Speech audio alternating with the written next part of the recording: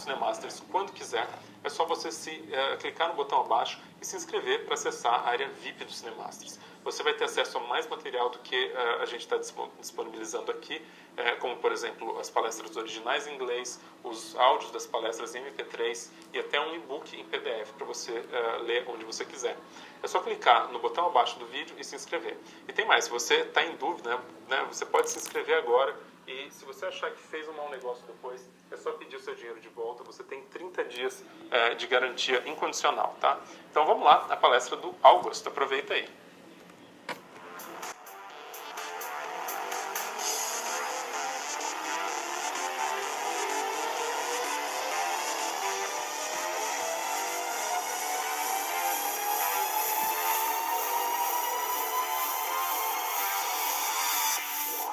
Oi gente, sejam bem-vindos a mais uma sessão hoje e a gente tem agora conosco August Bradley.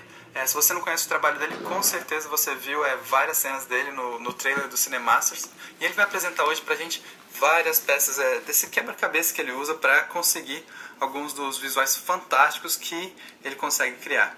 Então seja muito bem-vindo, a gente está bem contente por tê-lo aqui, August. Eu estou contente por estar aqui, cara. Obrigado pelo convite. August, primeiro eu queria falar muito obrigado por você estar doando seu tempo. Eu sei que vocês às vezes têm agenda muito cheia e com certeza o fato de vocês acharem um tempo aí para falar com a gente agradece bastante. Que isso, eu adoro estar aqui. Então eu vou ficar quieto aqui, vou deixar você começar a apresentação.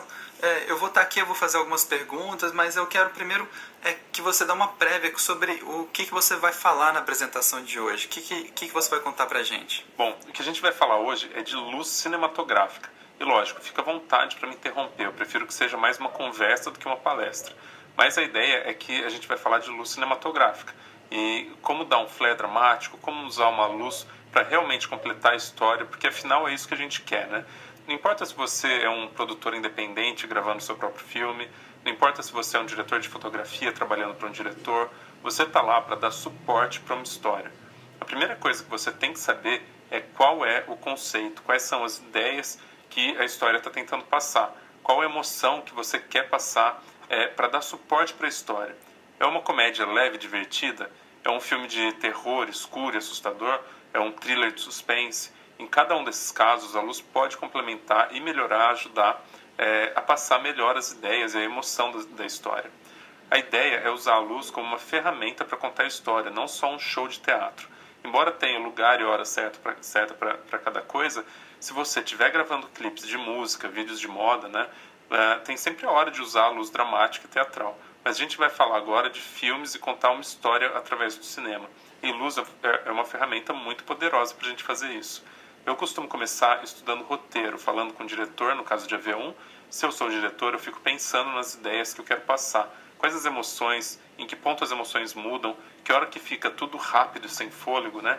Que hora que começa a ficar mais calmo, introspectivo, contemplativo. Como a luz pode complementar isso? Como a gente pode usar essa ferramenta como se fosse mais um personagem? Não precisa necessariamente chamar atenção, mas mudar o todo, né? Sem focar em partes individuais, para começar com um conceito de emoção e entender como isso vai mudar durante o tempo do filme. Eu olho também o ambiente, começo com o ambiente que eu estou filmando. Dependendo do ambiente, vai ter necessidade ou prioridade diferente. Uma distinção grande no ambiente tem luz natural que eu quero usar, existem lâmpadas, fogo, uma vela que eu quero usar. Eu vou gravar numa locação onde já existe luz ou eu vou ter que começar do zero? Talvez num palco de música, criando toda a luz, né, com o meu time e a minha luz de cinema. Tipicamente, no meu caso, eu gosto de trabalhar em ambientes reais. Isso traz muita atmosfera, traz valor à produção, quando você está trabalhando numa locação ou no espaço que te deixa mais animado. Nesse caso, vai ter lâmpadas que já estão lá, e nesse caso eu vou ajustar a exposição para as luzes que já estão lá. Se eu vou começar do zero num set sem lâmpadas, né, eu vou começar com a key light. A key light é a lâmpada mais importante, é a luz que está iluminando o seu ator. Você começa trabalhando a luz no seu ator. A gente vai falar disso com mais detalhes mais para frente. Depois você pode criar as luzes, né, de trás com a mesma intensidade, com a proporção correta em relação à key light. Mas se você está entrando num ambiente como uma sala, uma discoteca, ou um ambiente que tem luz e que você quer usar essa luz, porque se você entra num ambiente que tem alguma dramaticidade na luz, velas, lareiras, etc., você entra e liga toda a sua iluminação no máximo, você vai lavar toda a emoção e a atmosfera. Aquilo que você adorou da locação acaba se perdendo. Se você começar com a Key Light, você vai com certeza jogar uma luz muito forte, porque esses ambientes dramáticos tendem a ter uma iluminação mais fraca. Sua Key Light vai ser muito forte, vai iluminar tudo no fundo e vai lavar tudo. Eu começo pela câmera, ajustando a exposição, estudando os waveforms, os scopes, o histograma, só dando uma olhadinha. Você tem que ter um monitor que foi bem calibrado para representar fielmente também a luminância da cena. Então, lógico que isso é sem os atores na cena, certo? Seria só para o ambiente, então. Não seria um problema, mas eles estariam só esperando, né? Com certeza, se são atores caros, você não quer que eles fiquem lá sentados esperando. Se é seu amigo que está te ajudando no filme, talvez ele seja mais paciente um pouco, né? Bom, vai que você tem muita comida no set, também ajuda. É bom ter uma pessoa na cena logo, né? Mas para o primeiro visual. Você pode colocar a câmera, deixa o zoom o mais aberto possível. Você começa aberto e depois você fecha o zoom, né? Depois você fecha o zoom. Isso em termos de ajustar a sua luz, porque você quer conhecer todo o campo visual. É difícil iluminar uma cena mais ampla, mas aí quando você fecha o zoom, aí você começa a jogar mais luz e tem mais controle, porque você pode chegar mais perto do ator. Mas em geral, se você começar aberto, especialmente nesse estágio, você vai poder ver a cena toda, você vai poder fazer a cena funcionar em termos do fundo. Você vai se preocupar mais com o fundo e a exposição do fundo. Você vai determinar qual o ISO que você vai poder usar, se você vai precisar de NDs, né? Embora tipicamente eu grave em ambientes mais escuros, então eu começo aberto, tento colocar o máximo de luz que eu puder. Então, como eu disse, esse tipo de ambiente, onde você quer usar luz natural, tem uma iluminação bem fraca. A não ser que você esteja tentando gravar com luz de uma janela durante o dia, aí você tenta ver qual é a exposição para essa luz, mas no caso de janelas, né, pode ser mais negócio usar o ND na janela. Se as janelas estiverem fora do quadro, você pode colocar ND nelas. Então, são aqueles NDs que vêm em rolo, né? Você pode colocar na janela e ele vai baixar a quantidade de luz que vem pela janela sem alterar a cor da luz. Isso vai te ajudar a controlar a luz, mas é importante que você também mantenha seu foco no que está em quadro, né? É para o que está em quadro que você vai ajustar a sua exposição. Se você baixar muito a exposição, vai perder a iluminação, vai perder a luz do fundo.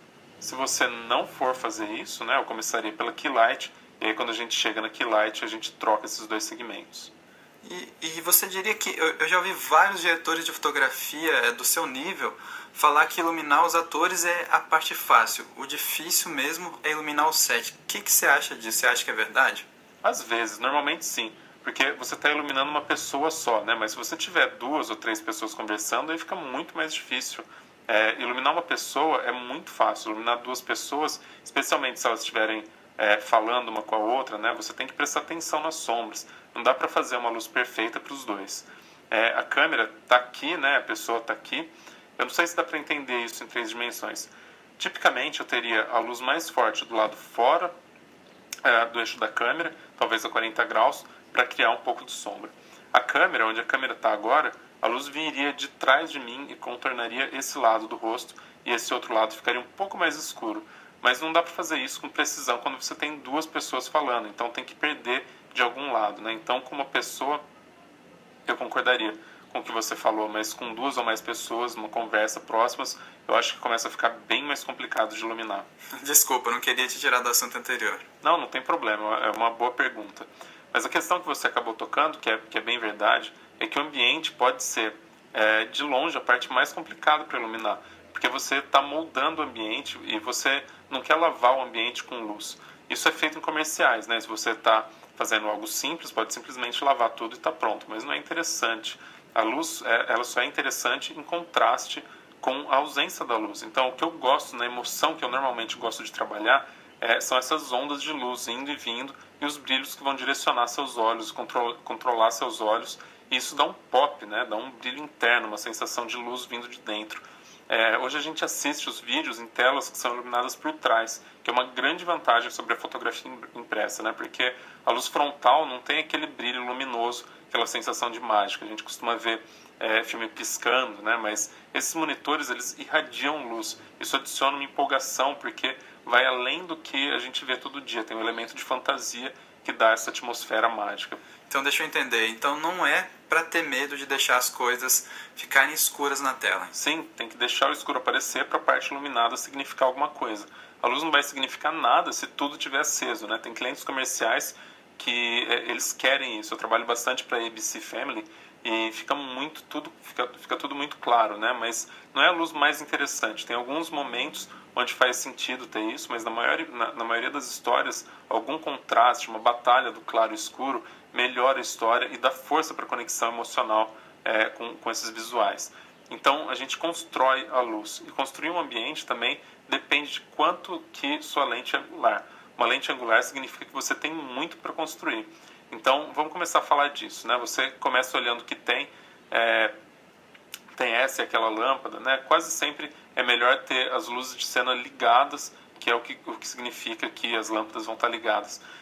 Coisas que estão no quadro, que vão aparecer como pontos de luz, né, no fundo, é melhor que fiquem ligadas. Em todo caso, algumas podem ser muito claras, outras muito escuras, então você pode deixar elas mais claras ou mais escuras para que elas fiquem equalizadas. Talvez você tenha que trocar as lâmpadas, né?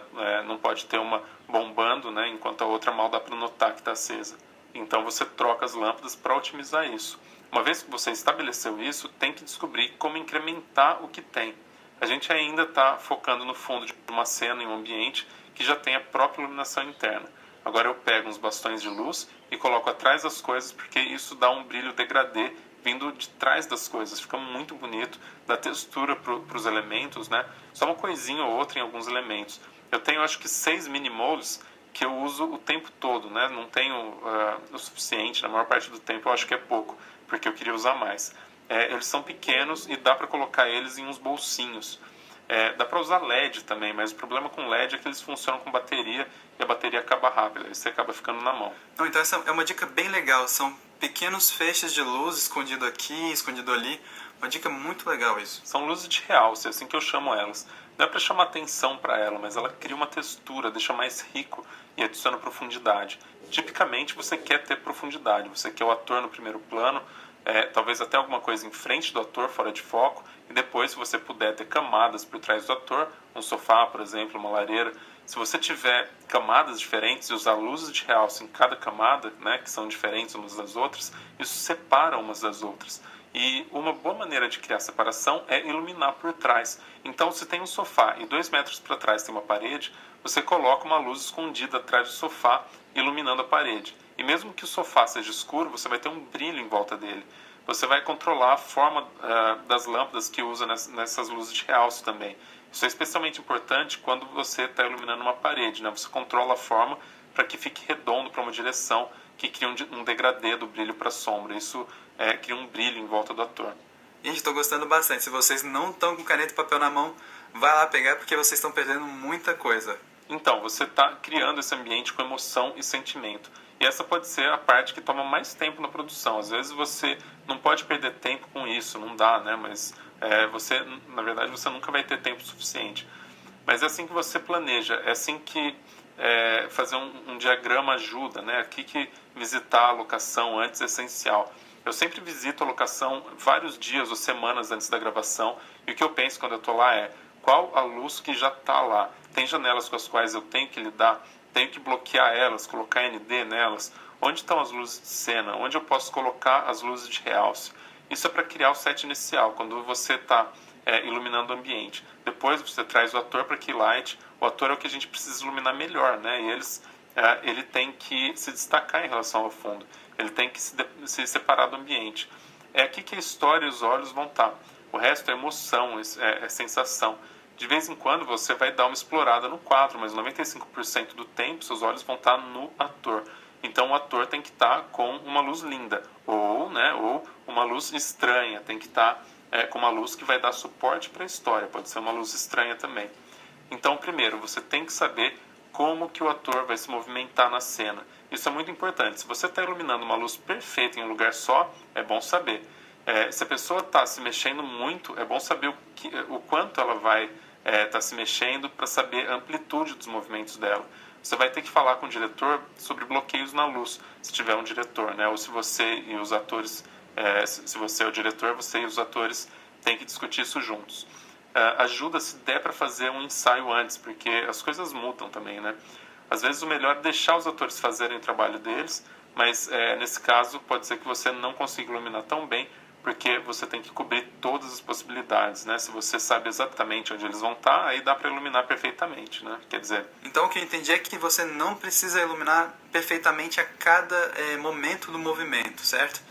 Tem gente que acha que a iluminação tem que ser perfeita o tempo inteiro. Exato, na verdade é impossível, né? Mesmo que você assista os filmes mais bem iluminados, mesmo assim você vai ver coisas muito bem iluminadas que usam os momentos com luz ruim, com eficiência. Às vezes, andar de uma luz para outra, passando por uma sombra, pode ser um impacto dramático, pode deixar melhor. Então, enquanto eles se movem, né, onde que estão as luzes primárias e onde que eles saem das luzes primárias? Aí você tem que ver se esse momento de luz não ideal é interessante, é efetivo, né? Se eles estão com a mesma luz, né, quando estão se movimentando, aí fica meio chato. E também não é muito realista, porque os ambientes são iluminados de fontes de luz individuais. E essas fontes vão irradiar a luz de uma maneira diferente, dependendo de onde você está. Então, outra coisa importante é que a maneira típica com que a luz é feita no ambiente é para imitar o que seria real. Com essa escola de pensamento, com esse tipo de produção mais realista, você vai pensar que as luzes estão normalmente no teto, né? São normalmente de lâmpadas, de janelas. Quais são as fontes de luz que seriam lógicas nessa sala? Uma alternativa, lógico, é que é totalmente válido você fazer algo não realista. A gente está fazendo arte, né? Você pode fazer de uma maneira especial, pode fazer diferente. Mesmo que todas as luzes estejam no teto, você ainda pode iluminar na altura dos olhos e dar um look mais de estúdio, um look mais estilizado. Isso é o que se faz muito com fotografia de moda, né? Eles não estão usando a luz baseados na lógica de onde estão as lâmpadas do local. Eles estão usando as luzes para dar um impacto dramático. O que funciona melhor? O que dá um brilho? Se você ilumina muito de cima, os olhos ficam escuros. Pode ser um estilo. O Poderoso Chefão, por exemplo, ficou famoso por ter os olhos escuros, com as luzes vindo bem de cima. Mas eu gosto de ver os olhos. Os olhos é onde a história aparece. Eu gosto de ver uma catlight, né? Catlight é um ponto de luz de onde você vê nos olhos, que dá uma dica de onde está a fonte de luz. Isso dá vida para a pessoa, dá vida para o olho, né? Quando você está olhando um rosto, normalmente você está olhando os olhos. É lá que a audiência está olhando para se conectar com o personagem. É lá que você está olhando para entender o estado emocional do personagem. Quando você está iluminando um ambiente, você quer ver o que no ambiente está fornecendo luz naturalmente. Pode ser janelas, lâmpadas, velas, fogo numa lareira, pode ser reflexo em superfícies. Por exemplo, um chão de concreto polido reflete a luz que não está no quadro, né? Mas porque ele é reflexivo, ele vai refletir a luz e ele vai irradiar a luz. Isso é algo que você vai querer estudar e ter em mente. Tem painéis que são iluminados por trás. Você vê muito isso em boates, bares, restaurantes, hotéis. Essas arquiteturas high-tech, né, tem painéis com luz vindo de trás também. Isso ilumina muito, é um fator importante para você estudar enquanto está estudando a luz que existe na sala. Telas de TV, computadores, elas são iluminadas. Tem algumas coisas. Primeiro, quão claras elas são. Segundo, como que elas vão se balancear entre elas, né? Você quer que elas estejam bem equalizadas, não quer que uma esteja estourando enquanto mal dá para ver a outra. Então, você pode ter que trocar as lâmpadas por lâmpadas mais fortes. Se for iluminado por trás, você pode ter que trocar as lâmpadas também. Tem que balancear para que você mantenha a emoção e consistência que vai funcionar para a câmera. Outra questão é a temperatura de cor. Normalmente, telas de computador não tem a temperatura de cor mais bonita, mas às vezes isso pode ser bom, porque pode ser que você esteja buscando um visual de escritório feioso, por exemplo. Lâmpadas de tungstênio normalmente ficam muito bem, e a maioria das lâmpadas são tungstênio, né? Velas, por exemplo, são até mais quentes que tungstênio. As chamas dão um dourado muito rico, que pode ficar muito bonito, mas tem que ter certeza que elas vão estar balanceadas de uma maneira que você goste. Misturar luzes, eu acho que é sensacional, misturar luzes de cores diferentes. A gente pode falar mais disso quando a gente estiver falando de key light também. Mas até uma temperatura diferente de cor no rosto, porque isso dá uma sensação extra de profundidade. Mas quando você está construindo um ambiente, o ambiente é muito textura e profundidade. Tons diferentes podem ser um negócio muito legal. Em outras situações você pode querer que fique mais conciso. De qualquer jeito, isso tem que ser uma decisão sua. Pense sobre isso, examine como são as luzes, né, os brilhos relativos. E o que você acha de iluminar o key light com uma temperatura de cor e outra temperatura para o backlight e para o glow? Eu sei que tem muita gente que não ilumina assim, isso é meio um tabu. O que você acha? É contra as regras, mas você aprende as regras para poder esquecer delas. Mas é importante conhecer as regras porque, sim, tem situações onde eu faria isso, dá para fazer, mas não normalmente. A razão para você conhecer as regras é que se você quiser quebrar as regras, né, é mais ou menos assim, tem jeitos de quebrar as regras onde você está criando com um visual, né, criando um visual com isso, e tem maneiras de quebrar as regras que fica parecendo que você não sabe o que está fazendo. Se você tem um ator iluminado por luz do dia através de uma janela e o fundo é amarelo e não tem uma nuance, né, os dois não se misturam, vai parecer que está recortado, vai parecer que o ator foi rotoscopado, ou que é um chroma key, que colocaram uma cena em cima da outra. Tem que ter alguma mistura entre eles, né, um pouco de luz refletindo de um no outro. Mas você pode fazer o que quiser, desde que tenha noção do que está fazendo e que está ajudando a história ou a emoção. Mas misturar a luz no ator é legal, e lógico que depende do contexto, né? Se está atrás de realismo, com uma luz motivada pela lógica, eu provavelmente não faria isso. Mas se estivesse iluminando um videoclipe, aí você faz isso o tempo todo, cara. Você mistura verde e vermelho. E a gente não está nem mais falando de luz do dia ou tungstênio, a gente está falando de gelatina mesmo. Pode fazer o que quiser, mas você não quer que pareça um acidente ou que pareça que foi um erro, né? Se você conhecer as regras, vai evitar as coisas que parecem erros e vai levar além desse nível de acidente e vai parecer proposital mesmo, que é o que interessa. Então, para mim, o que a gente está falando é sobre essa parte que é tentar descobrir qual é a emoção, qual é a sensação, discutir isso com o diretor, porque tudo isso vai fazer você decidir a cor, né? A grande questão é, você está querendo estilizar ou quer uma imagem realista? E mesmo em um ambiente real, se você estiver querendo realismo, você pode fazer algo artificial para deixar parecer mais real. Deixa eu explicar mais ou menos isso. Seus olhos são muito bons para se ajustarem às temperaturas de cor, né? Mas sua câmera não. Então, tem situações em que seus olhos se ajustariam, mas que sua câmera não se ajusta. Você tem, por exemplo, uma pessoa numa janela com luz do dia e um fundo de tungstênio. Seus olhos vão fazer parecer natural e consistente. Não vai parecer que o fundo é amarelo e que o ator está azul na frente. Mas a câmera vê e realça essa diferença. Então, no caso da gente querer que pareça natural, né, como pareceria se você estivesse olhando para aquela cena com seus olhos, você provavelmente aqueceria a luz da janela. Uma maneira de fazer isso é colocar um rolo de CTO para dar a cor de tungstênio e bater com as luzes do fundo. E ajustaria o branco, ajustaria o balanço de branco para ficar branco mesmo. Ou o oposto, trocar as luzes do fundo para lâmpadas daylight para ficar na mesma temperatura da luz da janela.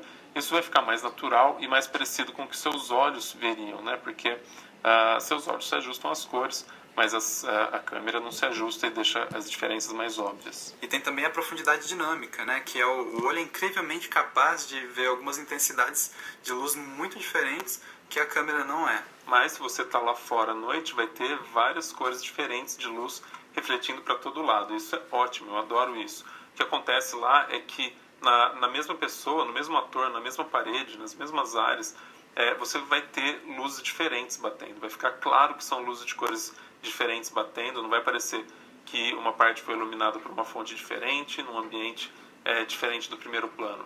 Você não quer que pareça que é uma composição de chroma key. Essa é a coisa mais fácil de errar. Se o ator está iluminado completamente com uma temperatura de cor e o fundo está com outra cor totalmente diferente, principalmente de maneiras mais previsíveis, né? Isso não vai ficar bonito. Mas se você misturar dentro do mesmo plano, na mesma distância da câmera, funciona muito bem, vai te dar mais textura e mais profundidade. Eu não quero sair muito do assunto, mas esse é um tópico muito, muito importante, que é tom de pele. Nessa loucura, como é que você mantém o tom de pele realista? Essa é uma ótima pergunta. A gente tem que voltar a falar da key light, né? Então vamos falar da key light agora. Um fator importante quando você está ajustando a key light é o tom de pele do ator. Isso é muito importante porque é isso que vai fazer a cor parecer precisa e natural, né, ou errada. Se você está fazendo algo estilizado e tudo está inclinado para a mesma direção, seus olhos se ajustam normalmente. Se tudo tem um tom azul ou um tom verde ou cian, que está bem popular, se tudo andar junto, seu olho se ajusta e você sente que tudo se encaixa no estilo. Mas se o tom de pele está fora e o resto está natural, aí vai ficar muito ruim, né? E é fácil ficar ruim. Quando eu chego no tratamento de cor, eu ajusto o tom de pele primeiro e o resto é secundário. Se eu tiver tempo para fazer ajustes secundários para arrumar o resto, beleza. Mas fontes de luz diferentes vão ter qualidades diferentes de luz, e o que essa diferença mais afeta são os tons de pele. Algumas luzes são muito boas para a pele e outras não. Às vezes você tem que usar luzes que não são tão boas, né? Eu uso muito tungstênio. Tungstênio são as lâmpadas mais baratas, é mais fácil de alugar, e tungstênio tem a boa qualidade de ser ótimo para tons de pele, né? E é uma luz muito boa, é de muita qualidade. Tem dois problemas, né? Um que é muito quente, o que pode ser desconfortável, e segundo que é ineficiente, né? Então ela gasta muita energia em relação à quantidade de luz que ela oferece. Você fica limitado em relação à intensidade de luz que você pode usar, mas a qualidade de luz é fantástica. HMI é ok, não é ruim, mas eu gosto de tungstênio. Fluorescente, você tem fluorescentes de qualidade, Kinos, por exemplo, são muito boas, e LED normalmente não são muito bons, né? Eles costumam ter um tom esverdeado, e você pode colocar um filtro minus green, mas nunca fica bom. Você tem que ficar brigando com ele, né? Tem que colocar um filtro magenta, e magenta nunca fica bonito. E dá para fazer isso na câmera também? Às vezes, nem sempre.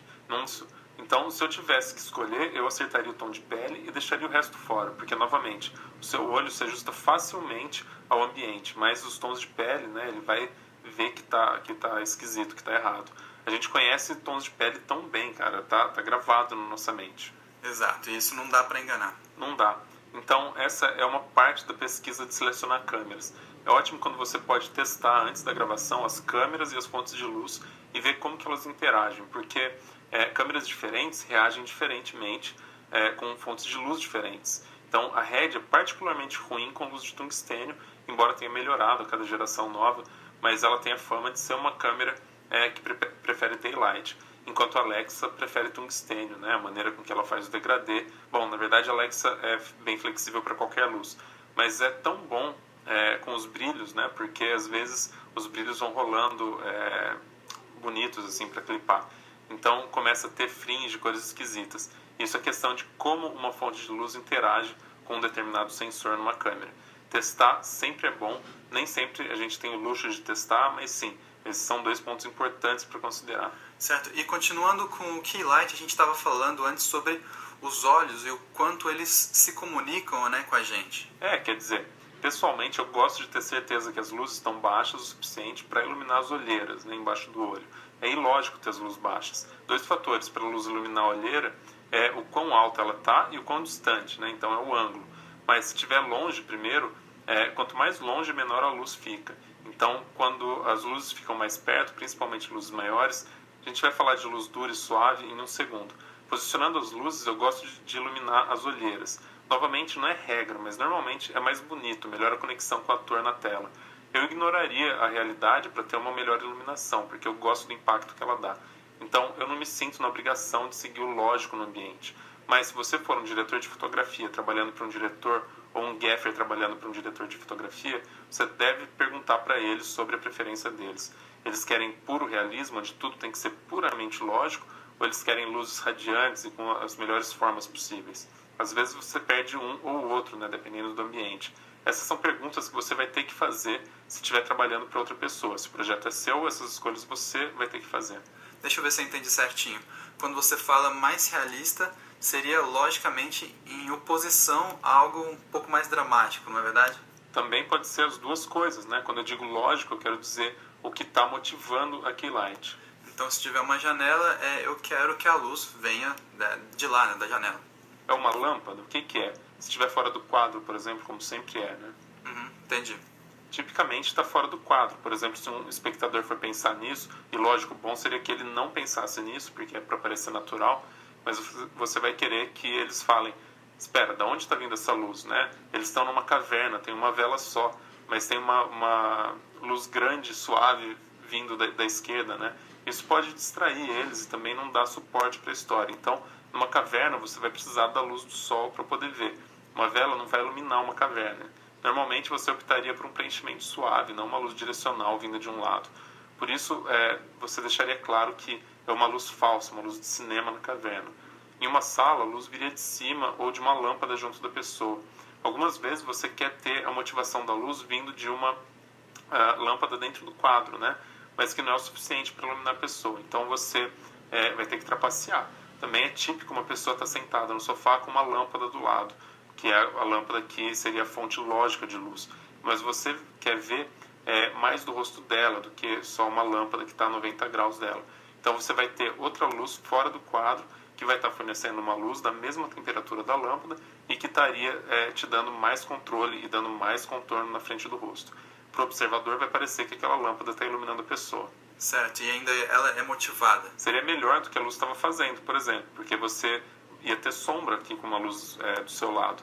Se você trapacear e iluminar pelo lado, né, na área do olho, aí a gente vai falar depois da luz do Rembrandt daqui a pouco.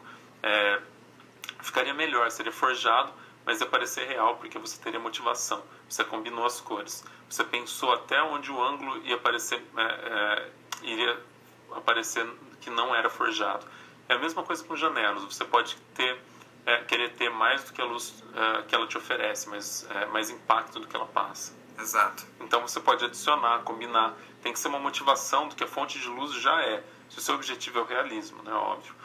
Se você está legal com estilizado, fantástico, aí não precisa ser fantástico, né? Basta melhorar e dar mais impacto do que a vida real, uma coisa tipo mágica do cinema, sentimento, fantasia. Dessa forma você pode ignorar o realismo ou até fazer um pouco dos dois. Então você tem que estar ciente das fontes de luz lógicas, né? Mas você pode fazer algo mais estiloso. E você quer dizer que deve-se pensar no caso das pessoas se perguntarem de onde a luz está vindo. Eles podem muito bem saber que é artificial. E você acha que isso é ok, dependendo do estilo que a gente está tentando atingir? Claro, isso é um estilo que permita isso. Se você olhar para fotos de moda que são tiradas na praia, elas sempre têm uma coisa a mais, né? um brilho vindo da frente para a pessoa. No plano de fundo tem os detalhes, você nota o ambiente. Mas existe esse brilho que aparece e é claramente artificial, mas irradia luz e parece muito poderoso e evocativo. Uhum. E o público gosta disso? Sim, é um hiperrealismo, né? Um pouco além. Irradia força, um brilho mágico. Então, novamente, qual é o estilo e o que você vai tentar transmitir?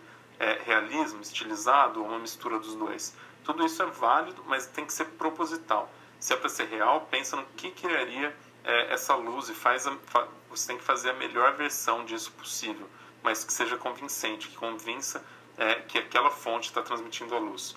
Novamente, você não precisa ser real, mas você tem que ser convincente. Tá, então você pode forjar, como você falou, qualquer coisa que precisar para parecer bom e real, contanto que não ultrapasse aquela linha que vai fazer o público perguntar o que está acontecendo, né? Da onde essa luz está vindo. Você sempre trapaceia, mas você tem que pensar até onde você pode trapacear e parecer convincente. Certo. Sem você se entregar. Acho que ficou bem claro. Sim, é importante. Bem importante mesmo. Sentimento, característica, mistério. Você quer que seja luminoso, engraçado e feliz? Ou sci-fi que brilha, muito iluminado?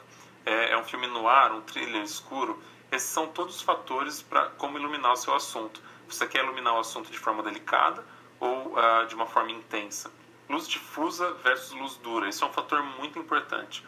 Luz suave é mais delicada, mais gentil. Ela some com as rugas, faz com que a pele pareça mais macia, te dá uma qualidade melhor, reflete melhor no talento, especialmente em atores ou modelos mais velhos, né? A luz suave, ela não mostra tanto. A luz intensa vai mostrar toda a falha, né? A luz dura vai mostrar todas as falhas. A diferença é, onde que aparece a sombra? Tem uma luz, uma linha aparente entre a parte iluminada e a linha que não está iluminada. Essa é uma luz intensa, uma luz dura. Se gradualmente você passa de sombra para o brilho, essa é uma luz suave, um movimento gradual entre a sombra e a luz. É mais delicada, mas novamente, alguns casos pedem uma luz intensa, dura. Você vê mais luz intensa em fotografias de moda, porque as modelos elas têm a pele perfeita, estrutura óssea perfeita, então dá para mandar aquela luz dura nelas sem que elas fiquem feias, mas ainda tem aquela aparência agressiva, né? Então essas são escolhas. O jeito que você faz a luz difusa é com uma fonte grande. Quanto maior for a fonte, mais suave vai parecer, porque a luz está passando pelo centro e ela vai ficando menos intensa para as laterais. Então, você vai ter cada vez menos luz vindo do centro para as laterais. E isso vai gradualmente passar para a sombra, né? Uma luz intensa vem de uma fonte pequena, e se você pegar uma lâmpada e apontar para alguém, isso vai ser bem intenso. Ou o sol, né? O sol está muito longe, ele é grande, mas é um fator da distância. A distância afeta no tamanho em relação à fonte. Então, uma fonte grande ela é mais difusa, enquanto uma fonte pequena é mais dura. Então, o limite vai ser mais definido. Vai bater no seu nariz e a linha desse lado vai receber luz. Mas onde o seu nariz está bloqueando, vai ter uma linha definida. Novamente, ela também vai marcar cada ruga e falha no rosto, né? Então, a pele vai parecer mais áspera, mais bruta. Mas isso pode ser bom dependendo do contexto. Eu tenho que te dar os méritos pelo jeito que você explicou a luz suave como uma fonte grande de luz. Que você tem essa luz forte no meio e ela vai diminuindo aos poucos para as laterais. Que essa foi a melhor explicação que eu já vi de uma luz difusa e agora faz todo sentido para mim, porque esse é um efeito mesmo que ela tem no assunto, né? Quer dizer, eu sempre soube, o que me mata é que quando alguém coloca um difusor pequenininho na frente da luz e fala, agora está mais leve. E na verdade você não fez nada, você tem que fazer aumentar o tamanho da fonte. Isso é um ótimo ponto, eu entendo. Você não faz ideia de quantas vezes eu já descobri sobre isso. Tipo, cara, você não deixou a luz mais suave. Mas o que acontece é que eles confundem isso com difusão, trocam a luz de spot para flood. Certo, ok. Se você tem uma luz desse tamanho, não tem nada na frente, você ilumina, normalmente isso é um tipo de refletor, né? Mesmo se for aberto, tem um metal atrás para refletir. Se você ilumina, ele vai direto para o chão ou para uma parede branca. Ele vai mostrar um círculo no local como um holofote. Depois você coloca um pedaço de papel difusor nele. Se o pedaço de papel difusor for do mesmo tamanho da fonte, ele não vai deixar a fonte mais suave. A luz não vai bater suavemente no rosto. A luz não vai se espalhar. Quer dizer, em um grau pequeno ela vai, né? Porque basicamente ela vai estar você está pegando a lâmpada, né? A lâmpada e o refletor. Eles não estavam refletindo a mesma quantidade de luz, mas agora eles estão. Então a gente está falando de um refletor tão pequeno e que não vai fazer muita diferença. O que vai acontecer é que eles vão espalhar a luz assim para todo lado, porque ela não vai estar vindo de uma área limitada, né? Tipo um refletor curvo e focado. A luz irradia do papel difusor e aí ele vai para todas as direções. Então você não teria só uma luz pontual, mas uma luz esparramada. Mas isso não está criando uma luz difusa em uma pessoa. A luz vai começar a bater nas paredes, poderia refletir de volta no ator, mas isso não quer dizer que a luz daquela fonte é difusa. Uma fonte de luz grande vai te dar um contorno com mais degradê no rosto, enquanto uma luz dura, vindo de apenas uma direção, vai criar detalhes duros, né? É um fator de distância. Outro fator sobre como a luz vai afetar o assunto, em especial com a key light, é quão perto ou distante ela está. Ambos porque tanto está mais longe quanto está mais perto, afeta o tamanho da luz, então afeta a difusão da luz. Mas também a distância vai afetar o degradê da sombra, o degradê do brilho para a sombra. Se a sua luz está muito perto do ator, vamos dizer que está na minha frente, a 10 centímetros da minha cara, você vai ter a luz mais fraca, obviamente, né, porque senão vai estourar no seu rosto, certo? Como a luz está muito perto, quando ela chegar na minha orelha, a luz vai estar muito fraca. Agora, se a luz está longe, vamos dizer 3 metros, aí a minha orelha vai estar iluminada na mesma intensidade do resto do meu rosto. Bem interessante. Porque se a luz está perto, a diferença de intensidade entre meu nariz e a minha orelha é grande, né? Poderia ser o dobro, no caso a distância da luz para o meu nariz fosse a mesma do meu nariz para a minha orelha. Uhum. Se estivesse longe, a diferença de intensidade é praticamente a mesma, né? Cada vez menor com a distância. Claro, claro. Quando a luz está mais longe, ela tem que ser mais forte, e aí o nariz e a orelha recebem praticamente a mesma quantidade de luz. Quando está muito próximo, a gente pode ajustar a luminosidade da luz para que a exposição no nariz seja a mesma. Mas quando chega na sua bochecha, começa a ficar mais escuro, e quando chega na sua orelha, fica mais escuro ainda. Isso pode ficar muito legal, né? Isso dá um degradê no rosto, que pode ser bem legal. Sim. Dá mais tridimensionalidade para a imagem. Então você consegue fazer um degradê com uma luz difusa. Um softbox pequeno, por exemplo, perto, versus um softbox grande longe, vai mudar a tridimensionalidade e a profundidade da cena com o softbox perto, né? Fica melhor. Bem interessante. Isso dá forma para a imagem. E de verdade, uma das coisas mais importantes para mim quando eu estou iluminando uma cena é a sensação de profundidade e tridimensionalidade.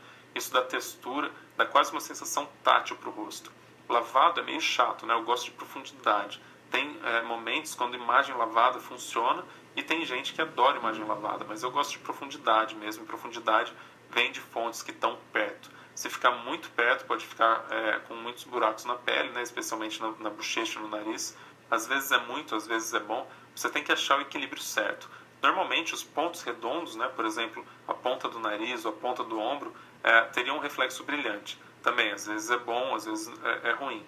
Se for muito, você leva a luz um pouco mais para trás e vai suavizar isso, vai suavizar esses reflexos e dar mais preenchimento nas outras áreas. Esses fatores, eles impactam a forma do rosto do ator, quer dizer, você muda o senso de profundidade, você vai mudar a estrutura óssea, porque você não vê objetos, você vê luz refletindo em objetos, e a luz muda toda a nossa interpretação dos objetos. Eu estou bem impressionado mesmo, eu acho que eu nunca tinha dado atenção, toda essa atenção para a distância entre as luzes. Pois é, eu vim de fotografia still, então antes de virar diretor de fotografia, eu trabalhei muito com modelos, tipo comercial de maquiagem, cosméticos e um monte de fotos close-up no rosto.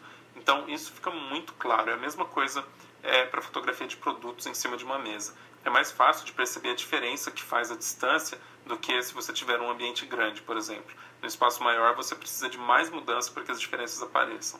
Então, só para amarrar isso um pouco melhor com esse tema nosso de luz dramática, que é o que a gente que é o objetivo de quem está filmando, você diria que o ideal para ter a luz o mais dramática possível é conseguir esse degradê no rosto ao invés de iluminar tudo igual? Sim.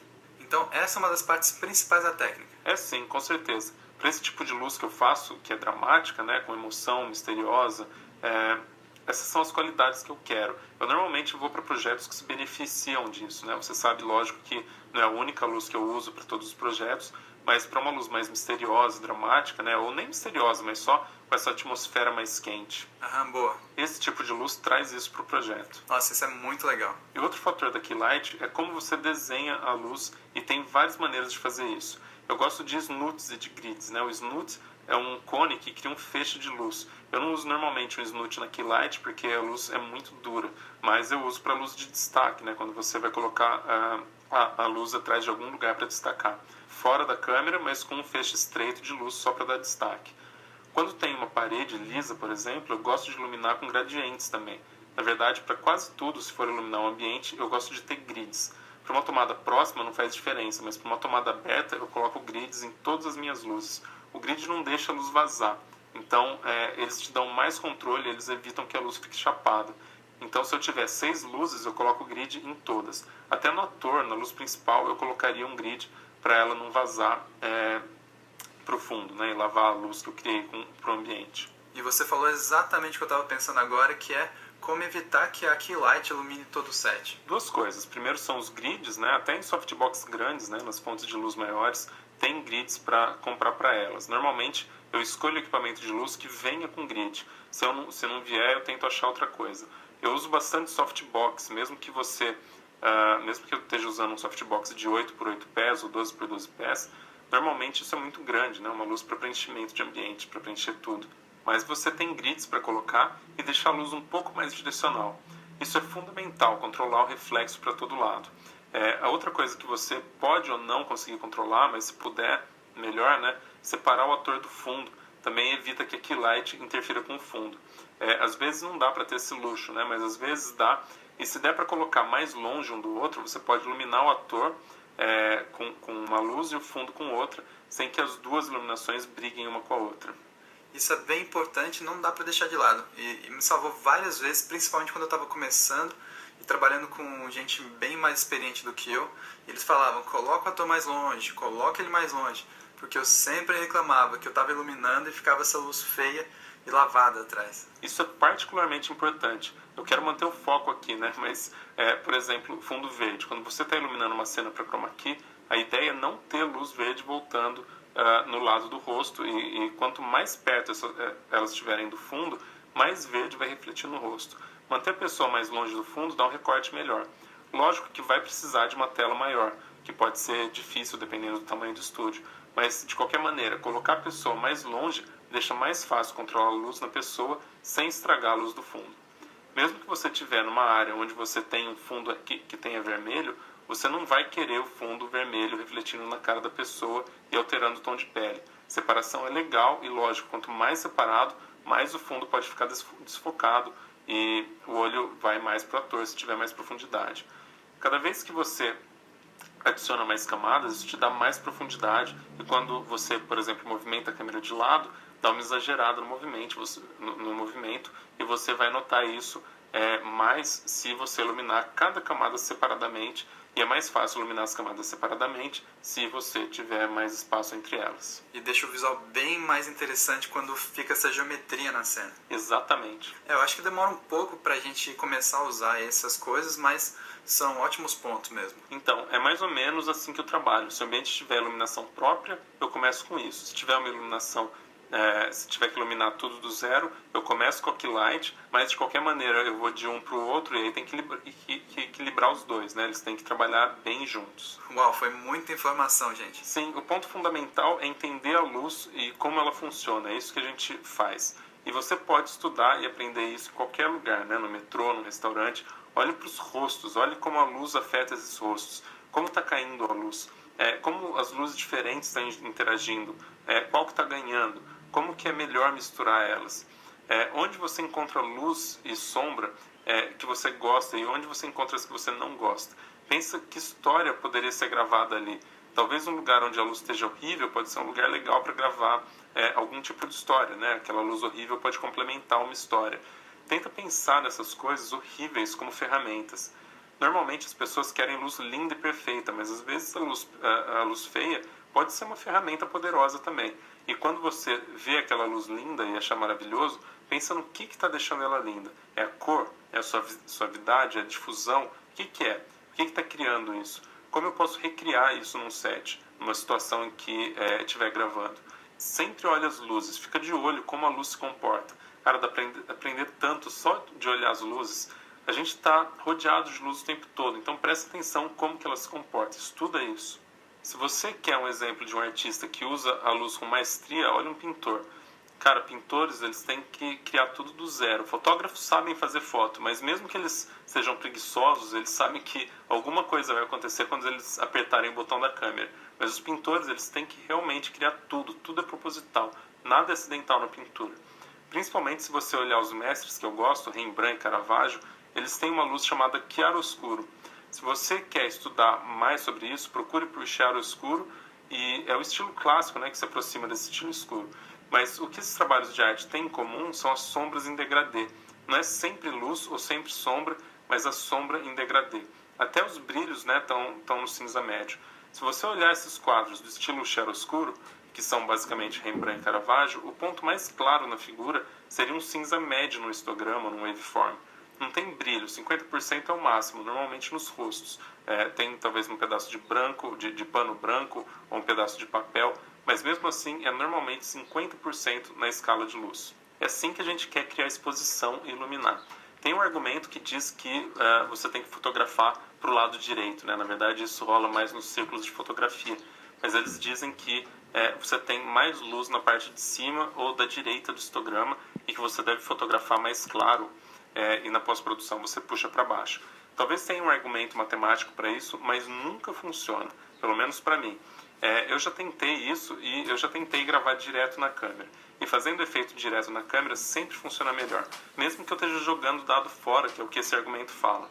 Eu acho que quando você grava claro e tenta escurecer, não fica bom, parece artificial. Em algumas câmeras, quando você está usando uma curva log, isso é muito importante, porque a curva log está comprimindo as áreas mais brilhantes para evitar que a imagem estoure, né? Mas se os tons de pele estiverem tão claros que chegam na curva de brilho, você vai ter problema quando for tratar as imagens, porque os dados na curva eles estão muito mais comprimidos. Você tem que ter certeza de que os tons de pele estão expostos mais escuros do que essa curva do log, né? Antes dessa curva do log começar a forçar muito. Essa curva é feita para segurar uma luz ou um poste de estourar. Se os seus tons de pele estiverem nesse ponto, quando você for tratar, os tons de pele não vão ter a cor que teriam normalmente. Acho que muita gente está pensando que a gente está falando coisas muito técnicas, mas o importante é saber que é essa a diferença entre a imagem com o look de filme e o look de vídeo. Você concorda que isso faz diferença? Com certeza, a gente gosta do look dos filmes e eu não estou interessado só em filmes, né, como algumas pessoas. Eu amo filme, mas às vezes a gente se esquece de problemas que os filmes tiveram e a gente fala de maneira romântica e tal. As imagens que a gente tem hoje são demais, elas são, quando feitas direito, né? Mas a gente pode aprender muito olhando pinturas, olhando filmes, ver como a luz funciona nos grandes filmes, olha os clássicos, tenta entender como que eles criaram aquela iluminação, como que eles iluminaram isso, onde que está a keylight. eles estão usando a luz natural da sala, eles estão trabalhando ela, o ângulo daquela luz realmente ilumina tão longe, eu tenho outra luz suplementando. Você nunca mais vai ver filmes da mesma maneira, mas vai aprender de todos os filmes que assistir. Então deixa eu dar uma resumida nesse sistema que você usa e que provavelmente outras pessoas que estão no seu nível usam. Você olha o ambiente, provavelmente ilumina o ambiente primeiro. Novamente, se for um ambiente com luz. Se eu estiver criando do zero, se for um exemplo, por exemplo, um palco e eu estiver criando tudo do zero, lâmpadas, vela, lareira, eu acenderia aqui light antes, depois trabalharia o fundo da maneira mais apropriada. Porque aí você tem controle total, né? Aí você tem controle, né? Mas se você está lidando com objetos de cena que já estão no ambiente, quer dizer, lâmpadas, outras fontes de luz... Mas se for um ambiente que tem objetos de cena, você vai ter que criar essas luzes. Se eu puder usar a luz de cinema para iluminar tudo, aí eu começo com a key light, e só quando eu estou usando uma locação real e as luzes reais que a câmera está vendo e que não vão ficar mais claras do que já estão. E como você não tem controle delas, você quer ajustá-las antes? Para mim é assim que eu faço. Para várias pessoas eles não fariam assim. Então só para deixar claro que você passou muita coisa pra gente, você não ilumina tudo de uma vez. O que você faz é, você pega pequenas coisas e ilumina para criar áreas de luz e sombra para criar esse contraste. O que eu faço para ter luz cinemática? Eu tenho amigos que gravam comerciais e nos comerciais eles mandam ver uma luzona forte. Muitos clientes comerciais querem tudo claro. Mas essa não é a luz que eu gosto, não é a luz para a qual as pessoas respondem. Então, tipo, nossa, como tá bonito, ou nossa, que medo. Desenhando a luz, dando profundidade ao ator, ao quadro, tem muito mais impacto e é mais legal de assistir. A luz só é interessante se tiver contraste com a falta de luz. Tem que ter os lugares onde não tem luz, para que os lugares onde tem luz signifiquem alguma coisa. Ajuda a dirigir os olhos para algum lugar. Algo que a gente pode ficar aqui conversando para sempre, mas já teve tanta coisa boa, tanta dica, eu anotei tudo aqui, tenho que falar muito obrigado novamente. Obrigado a você, foi divertido. Eu adoro falar de iluminação, eu adoro esse programa que você criou, então ficou tão bom, cara. É um ótimo lugar para aprender e eu estou orgulhoso de fazer parte dele. E uma coisa que eu adorei é que teve não foi só uma discussão teórica, teve muitas dicas para você implementar na sua próxima gravação. Então eu vou terminar aqui dizendo que essa é uma discussão muito legal, mas que você tem que levantar da sua cadeira e colocar tudo aí em prática. Então só assim você vai melhorar. Prática é o único jeito de aprender. Pronto, foi o August que falou, não foi eu. Então, obrigado por assistir essa palestra e a gente se vê na próxima sessão.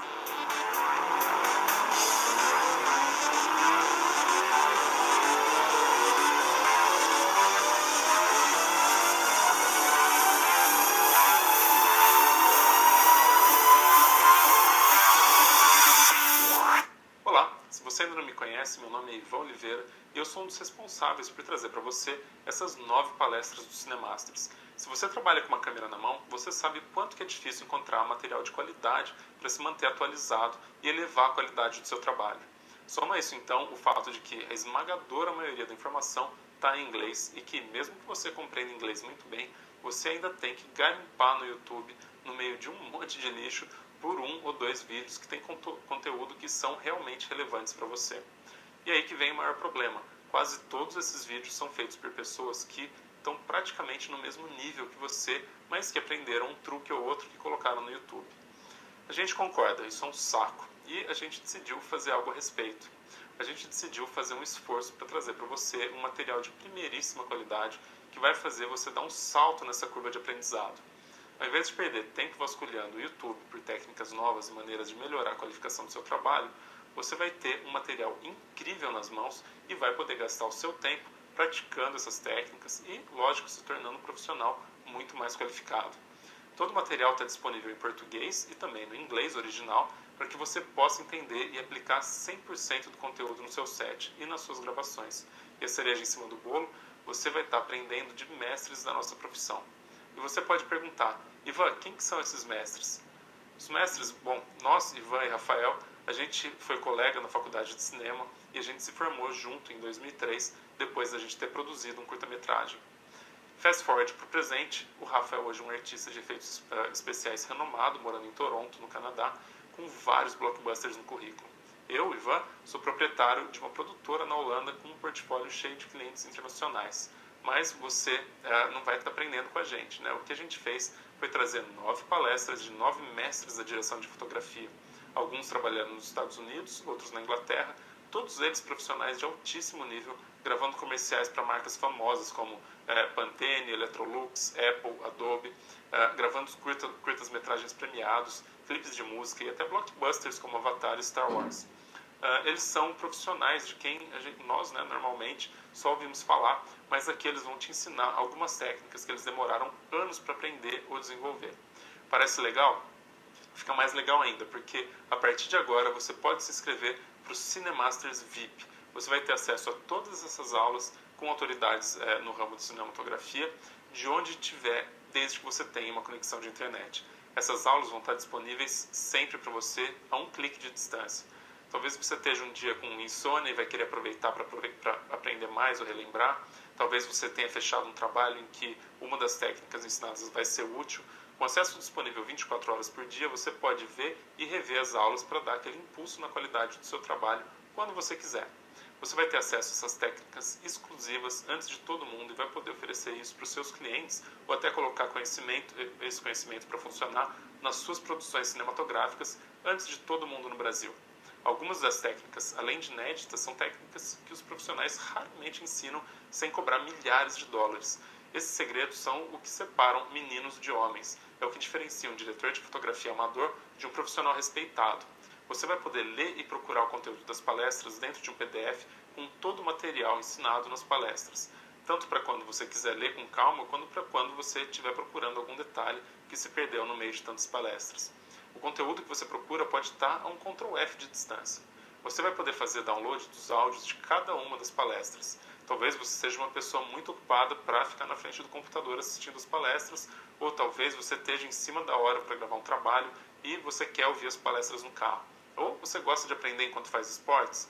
Essas aulas vão estar disponíveis para que você faça o download e ouça no seu próprio carro, no seu celular ou até na sala da sua casa. Além de todo o material dublado para você, a gente também está oferecendo de bônus as palestras em inglês, para que você possa aprender os termos em inglês, né? Ouvir a voz dos próprios profissionais e até treinar o idioma com enfoque nos termos relacionados à sua própria profissão. E se você já investiu em cursos e treinamentos de alto nível antes, você sabe que um curso com um só palestrante, como os que a gente trouxe para você, pode chegar a custar mais de $1.000. E mesmo assim, um treinamento desse nível, além de incluir o preço do curso, inclui o preço de viagem para outro país, hotel, alimentação. A gente está trazendo o conteúdo de 9 palestrantes para que você possa assistir no conforto da sua casa. Então, para ter acesso 24 horas por dia ao portal, com as aulas em português e inglês, baixar um e-book, baixar os MP3 e se tornar um profissional muito mais qualificado, que pode cobrar muito mais pelo seu trabalho, o investimento é de R$ 397 à vista, que podem ser parcelados no cartão de crédito em até 12 vezes. E aí, soa bacana, mas você ainda não tem certeza se é uma boa ideia? A gente sabe que comprar online é sempre um risco e que você provavelmente já investiu seu dinheiro em treinamentos que não tinham conteúdo à sua altura ou que não entregavam o que prometiam. A gente também já passou por isso. Mas para você ter certeza de que está fazendo a escolha certa e não ter que correr risco nenhum, a gente assume todo o risco da sua compra. Como? Você pode fazer o investimento hoje mesmo no Cinemasters VIP sem medo, porque você tem 30 dias a partir do dia do pagamento para pedir todo o seu dinheiro de volta. Isso mesmo, se você achar que o Cinemasters VIP não é para você, ou se você tem qualquer razão que seja para não querer manter sua inscrição, você pode mandar um e-mail para a gente em até 30 dias e a gente cancela a sua compra sem fazer perguntas. É só um e-mail, sem conversa, sem secretária eletrônica. Isso porque a gente tem certeza de que você vai adorar o Cinemasters VIP.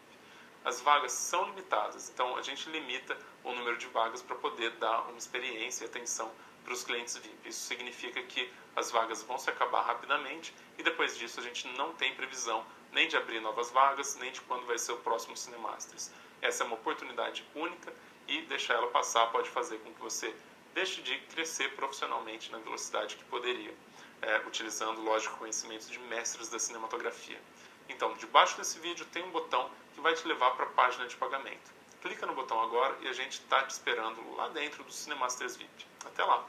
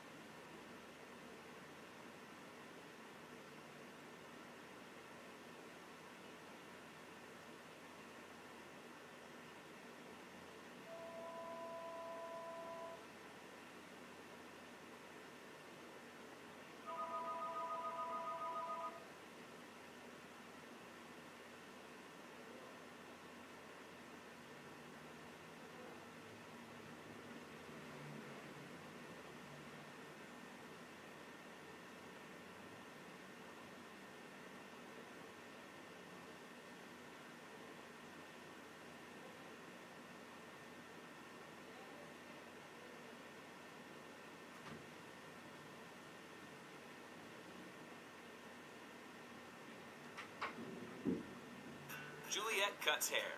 Henry fixes cars. Ernest designs clothes. And what do they have in common? They all use Square to accept credit card payments from anyone, anywhere. I love it. I really, really love using Square. I just plug it into my phone, I swipe your card. It is really simple. Square works with your iPhone or Android. It was really just so easy and so fast. Literally, it took us 2 minutes to sign up online, and we had our reader in the mail the next day. The Square card reader is free and easy to use. The contract was great. It was about 0 pages long. There's no contract. There's no monthly fees. There's no equipment fee. It's really easy. It's just 2.75% per swipe for all major credit cards. My money is in my bank account in no time at all. They send you an email when they send you a deposit. It's great. Square has changed my business completely. I almost can't imagine our business without it. It's awesome. Start accepting credit cards today. Get your free credit card reader at square.com. あなたのビジネスがうまくいくすべてはこの小さなデバイスから。使い方はこんなに簡単。スクエアレジアプリをタップし開きます。販売した商品を選択するか代金の総額を手動で入力します。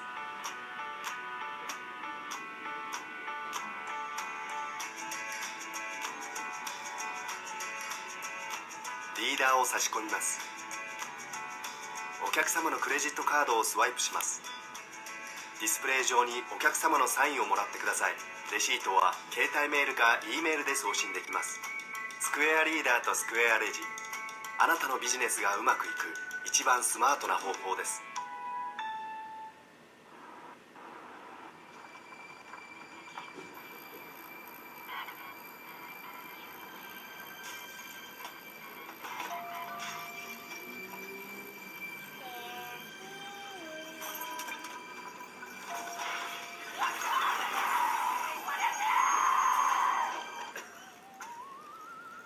Large Poultrygeist, extra gorgonzola. Poultrygeist, one of 19 signature pizzas. Extreme, not mainstream. Is that the provision that's telling us? Oh, you mean you're looking for trouble?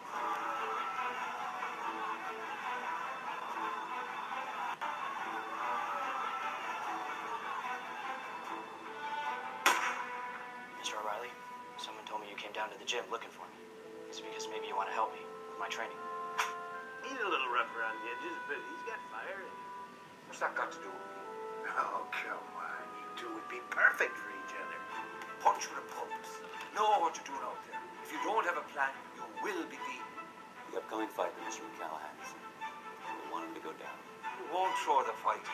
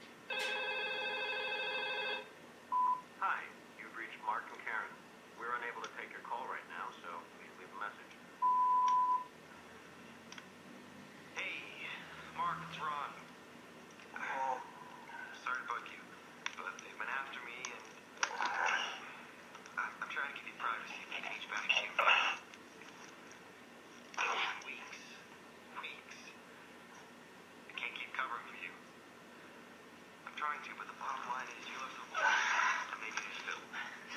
And they think they can find someone new, you know, replace you. I hate to see you at the short end of the stick here because, you know, what happened? I'm sorry. It's just... You gotta call me, Mark. You gotta come back to work. Get your ass back in here.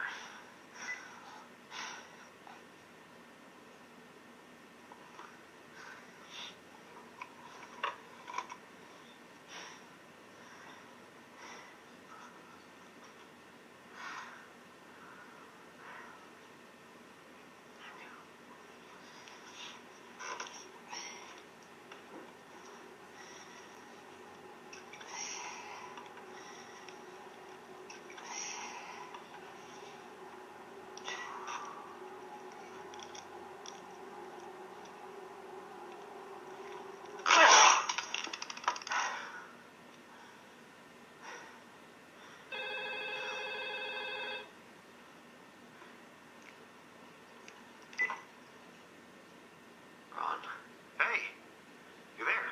Come over. Now?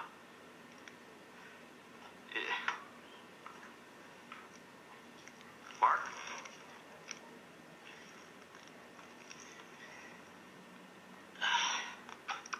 Mark?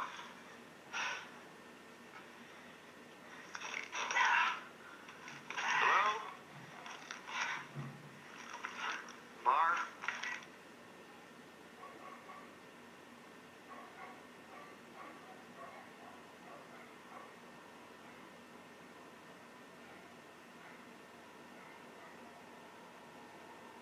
I feel a presence. He's close.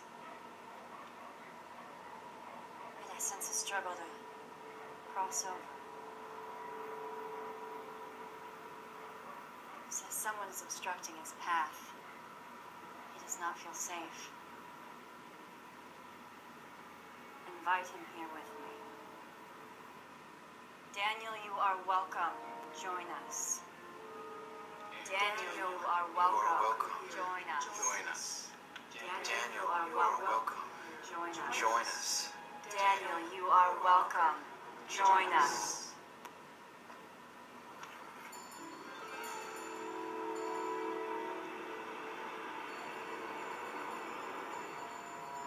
The spirit has entered the room.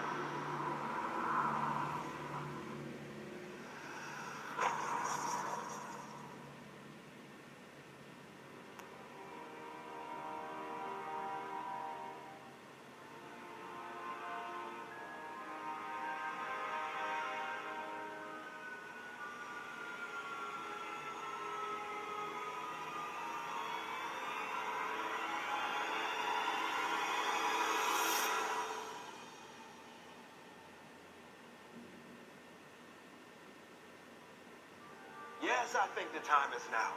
Brothers and sisters, can we do this?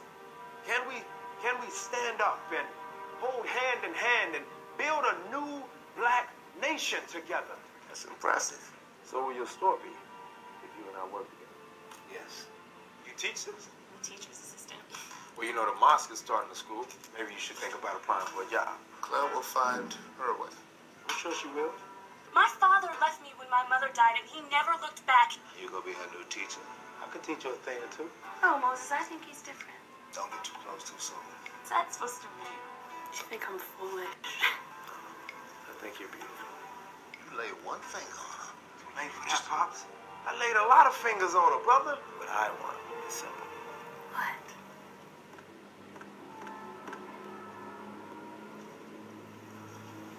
Love. Don't you worry about nothing. You hear me? I'ma fix everything. Be strong, baby girl. I'm here. Somebody help me!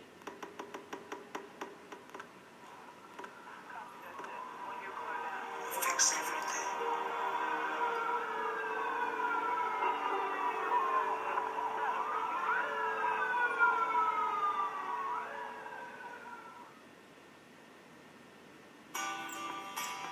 If collaboration had a shape, what would it be? Could you mold it, scale it, take it everywhere? If your teams could access content in real time, would your business do more business? Introducing Box from AT&T, an easy-to-use, highly secure content sharing application. In here, teams connect, uploading, editing, syncing files, and sharing feedback. A robust console allows administrators to define security permissions, manage users, get activity reports, and customize the interface. Box from AT&T keeps a comprehensive audit trail, as well as global account search and custom reporting. So you have complete oversight into what's going on with your company's content. At AT&T, we help business achieve more. Hi, everybody. Hey, what do you guys think of the new prototype? Looks good, guys. By delivering end-to-end solutions Yeah, I'm ready for the launch party. that are fast, smart, on-demand, and built for enterprise. So teams, vendors, suppliers, and customers can securely connect, create, and share moments of brilliance in real time. Contact the mobility experts at AT&T to see how your business can do more business.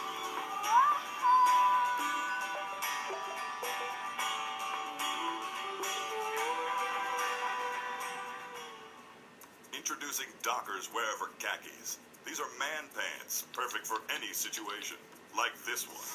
You're heading into the office after an important business meeting on the back nine. Time to get your company out of the rough. Good thing you're wearing the Advantage 365 khaki. Feels good, huh? Engineered with Cool Effects wicking technology, they keep you cool and dry. Comfort waistband, no wrinkle fabric. You'll dominate in and out of the office. Skolor. Sometimes your boss isn't the only person you need to impress. It's date night. You're looking sharp, and boy, is she glad to see you. So when she accidentally spills a glass of wine in your lap, no sweat. The Stain Defender khaki acts like an invisible force field, protecting your swagger. I'll toast to that.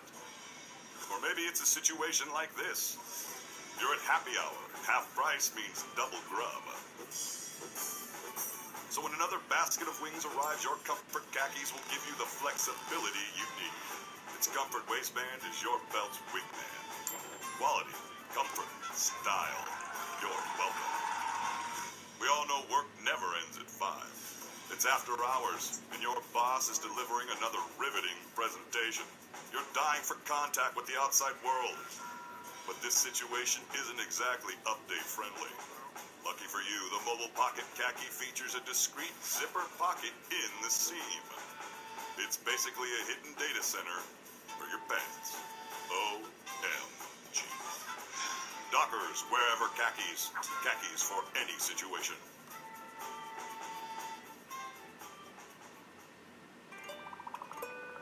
Have you ever seen a tweet about a TV show and wanted to tune in without having to find the channel or remember it later? See It from Comcast and Twitter now allows you to watch, record, and tune in to the best programming on many networks directly from a tweet. Let's dive a little deeper.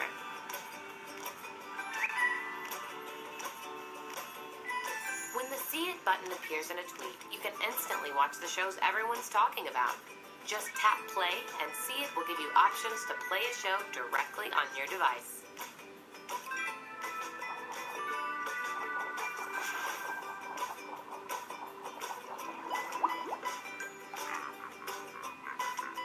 See It makes it easy to set your DVR, even when you're not at home. See It's record option will tell your DVR to record a single episode or the entire series right from a tweet. See It appears everywhere you use Twitter, on your phone, tablet, or laptop. When you're at home, it can actually change the channel to the shows everyone's talking about. See It is a brand new way to seamlessly tune into the shows, movies, and brightest stars everyone's talking about on Twitter. Watch it, record it, share it. See It.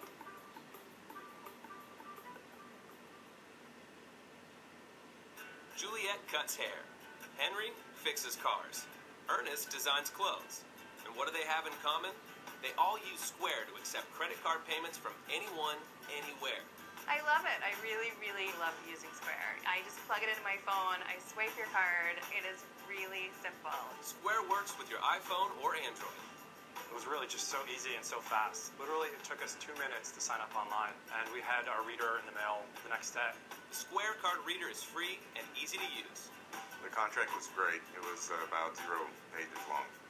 There's no contract. There's no monthly fees. There's no equipment fee. It's really easy. It's just 2.75% per swipe for all major credit cards. My money is in my bank account in no time at all. They send you an email when they send you a deposit. It's great. Square has changed my business completely. I almost can't imagine our business without it. It's awesome. Start accepting credit cards today. Get your free credit card reader at square.com. あなたのビジネスがうまくいくすべてはこの小さなデバイスから。使い方はこんなに簡単。スクエアレジアプリをタップし開きます。販売した商品を選択するか代金の総額を手動で入力します。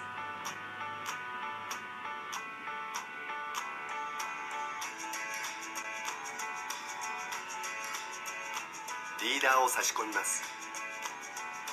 お客様のクレジットカードをスワイプします。ディスプレイ上にお客様のサインをもらってください。レシートは携帯メールか E メールで送信できます。スクエアリーダーとスクエアレジ、あなたのビジネスがうまくいく一番スマートな方法です。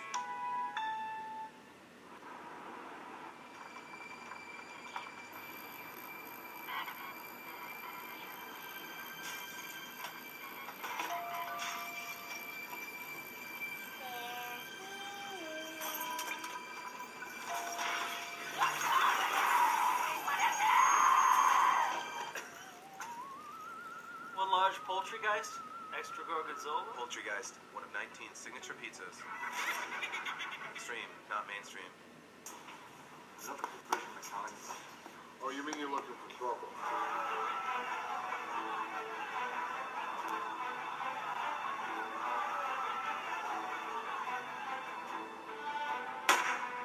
Mr. O'Reilly, someone told me you came down to the gym looking for me.